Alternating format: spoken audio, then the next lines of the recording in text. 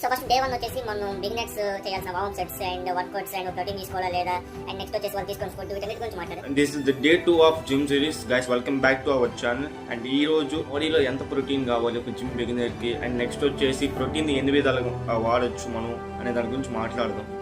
So first మనం protein ఎన్ని విధాలుగా వాడచ్చు. బేసిక్గా మనం వర్కౌట్ చేసేటప్పుడు ప్రోటీన్ వాటర్లో తీసుకొని మనం వర్కౌట్ చేస్తే దాన్ని ఫినిష్ చేసేస్తాం. బట్ అలా కాకుండా మార్నింగ్ టైంలో ఓట్స్ తీసుకొని ఆ ఓట్స్లో ఈ ప్రోటీన్ ఏదైతే ఉంటుందో 1 స్కూప్ హాఫ్ స్కూప్ మీ ఇష్టం, అది మీకు ఆప్షన్ అనమాట. సో మీరు అలా వేసేసి దాన్ని నీట్గా బాయిల్ చేసి తినేయండి. ఇది బెస్ట్ బ్రేక్ఫాస్ట్ అయింది. అండ్ దీనివల్ల ఒక 25 గ్రామ్స్ ప్రోటీన్ మీ లోపలికి వెళ్ళింది.